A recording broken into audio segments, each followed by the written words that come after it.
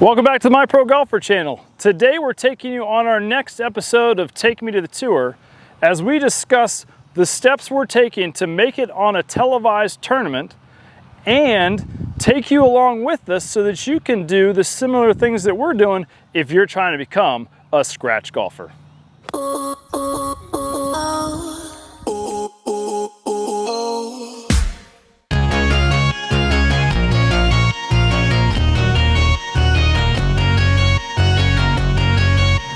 So for those of you that do not know this episode of Take Me to the Tour, we're focusing on trying to play golf professionally full-time. It's one of our goals. I'm almost 47 years old. I'm at the stage where the senior tour is lurking, and I have some interest, and I'm in an area where there's a lot of good senior tour players. Gary Koch, who is an analyst and a great senior tour player, at 71 just qualified for the Senior US Open. Those kind of things excite me. So Gary, thanks for being out there and trying. He said a great comment that I just loved. He said, the golf ball doesn't know how old you are. So I have a dream to get to the tour in some capacity. There's about 50 tours around the world. I would love to play in Scotland or Ireland. I love that kind of golf. It's one of the places that I hope to be able to play and take you to in the near future. And so today we're taking you through this process that we're going to go through wedges, irons, and woods and show you the finishing touches of the swing changes that we've made that have really started to pay off in my ball striking. As you saw from the very first swing of the day with a 52-degree wedge, I absolutely flushed it right out of the gate. And that is the key to playing great golf. Have a mechanism and a system that works every time. So we're coining this episode Pursuit of Perfection, and one of the things that's really important is practice habits. So you can practice and make something permanent, or you can practice perfectly and make something perfect. There's no such thing as practicing enough to make something perfect. You're always in a pursuit of getting better. And so we are pursuing perfection in this episode. And one of the things you've got to have is you've got to have some feedback. So we put these lines down here to make sure that we know where we're aimed. And the more and more we do it, the less and less awkward the alignment feels. And so I changed, from some of you that have been watching the channel, I changed from kind of a away from me rounded elbow under movement pattern to a more up and down on top elbow first down golf swing. And what we've talked about on this channel and this particular playlist is I'm becoming a front load player, which just means that in the olive tree method, setup, turn, impact, and finish, all those components still relate, but in those confines, how am I going to strike the ball the best? And so here we go, taking you through the 3 different sections of clubs. You've already seen it, so I'm building my stance. My hands are much closer than I'm used to. I feel like my elbow takes the club straight up, and then I push down with my lead foot, and I push up as the club swings past me and gets into my finish. Some of the players that do this now are like a Jason Day. Rory does it to some extent. He's got a little bit of slide in his game, not as front load as I do, and Scotty Scheffler. So Jason Day and Scotty Scheffler, top 10 right now on tour. One's number 1. He's got some uniqueness to his swing. I'm not trying to be Scotty Scheffler, but I'm trying to take into consideration the components that he does that fit my body type so that I can play the best golf of my career. And so here we go, building that stance. You'll notice how Scotty's hands are really underneath of him.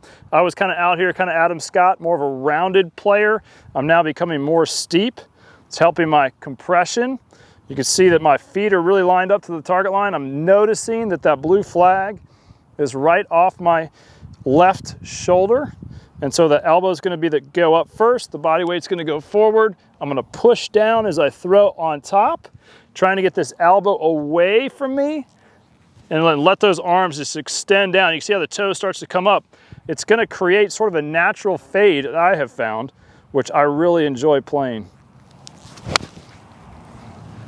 A 2-yard cut, very strike solid, very happy with those movements. You can see it was just a little lower on the face, so I got above that groove and this groove. That's my ball mark. The one before it was there. As long as I'm in that zone, I'm going to hit pretty successful golf shots. Hey, thanks for watching today's episode. Here at My Pro Golfer, you know we like to keep things simple. And today, I've got a special gift for you to help you never miss a 5-foot putt again. Click the link below and download today. All right, so we cleared out the wedge feel. I noticed in the video, just making sure that the content came out all right for you all, that my hip angle was not quite as much as I want. I want to get even more on top. And I noticed because of that, the shaft was just a little bit left. The face angle was just a little bit left. I hit a little bit of a cut, but it may not be optimal. I may not have hit that as far as it could go, but it's in the reasonable bucket, that shotgun 52 shot area that I'm pretty happy with. Okay, 6-iron is sort of that club where I start to struggle.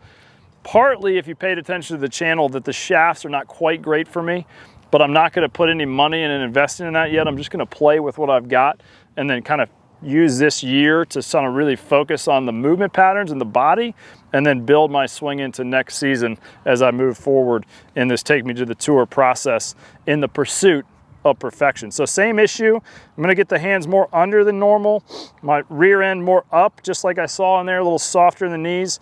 I like to do this little, just almost feeling like the elbow is the only thing that moves. And then that elbow going up forces my body weight here, which is sort of a more natural feel for me. And so it feels like this, but I bet you it won't look like it when I hit this shot. So let's see how it goes. Put that club in there. I know that I'm just slightly right of that blue flag in my setup. I'm building the stance, feeling the elbow, feeling the compression with the ground, trying to keep my mind soft and relaxed, not overthinking it, trying not to make excessive noises with my tension level. And that was really, really well struck and right at the flag. So this is the part of the game that kind of came last to me in this process of perfection. And so it's kind of, I'm not with my instructor, Jeff, every day. And so I kind of have to tinker a little bit and work on things that are similar. But in learning the golf swing, you want to be able to make it yours. You want to be able to personalize it. So one of the things that I have done that's a little bit of a tweak, something that he and I have not talked about, is that when I bring that elbow back, my tendency is to get up here and get here with the wood. Well, if you look at that, I've got a lot to do to bring that shaft shallow enough to strike it. And so what I've learned in my setup, and I don't think Jeff would argue this one bit, but as he goes, if I go back with that elbow, I'm more behind myself, not as up with this. And I think it's sort of just matching the plane that my club is on. So it's not nearly as steep feeling as it was, and I've just made a little bit of a change there in the arc. And I'm finding, at least for the short term, that I'm liking that better. So building my stance, still feeling closer to it than normal, feeling that elbow not go so up, but kind of backing up to create that same, he used to use the term, make sure a train can fit in between those arms. That's the feel I have, but I feel like I'm in a better position now, not so overdone in that position. So just so you know that you got to work through things. You got to work things through yourself. You got to make sure that you're finding good striking positions. And once you've found it, you want to go ahead and play it.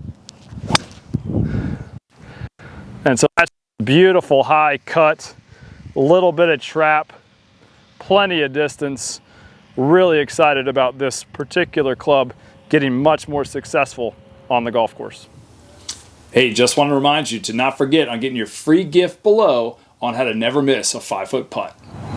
So I hope you enjoyed this episode of Take Me to the Tour. We have obviously done a lot of work over these last 7-8 months of really perfecting our movement patterns to get from a Adam Scott style swing that really didn't pay off in tournaments for me, even though it was really pretty and beautiful, to a front load swing that's more of a Scotty Scheffler, Jason Day type movement. That just fits my body better. And so the system that I'm creating and perfecting is going to help me go forward in this great game of golf. And if you don't have a system, if you're not even in and doing the olive tree method, that's the simplest way to get yourself to hit the ball solid based on what your body does. So if you don't know about the olive tree method, contact me below. Let's get you on a plan to create this olive tree and build your game just like you would grow a plant or a tree in your garden, similar to what we have here. Guys, without having great relationships and partnerships, then you're never going to go as far as you could go alone if you have other people with you. And so I'm just going to throw out my newest sponsor today, Triple J Pool Care here in the Tampa area. If you need anything done for your pool, whether it's a build or a clean or just some consulting, this is the guy for you. Check him out, Triple J Pool Care here in the Tampa area.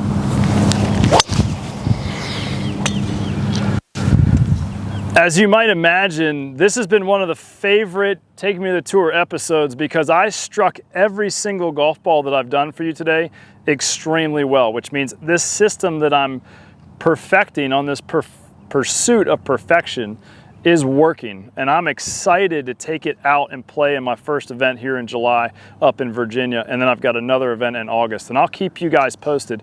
The one in August, if I can play and get in the top 10, it sends me to a national tournament that if I can come in the top 20 in that, I'll play in next year's PGA Championship. We're that close in the system that we've created to getting there. And so I just want to thank you for following along the channel.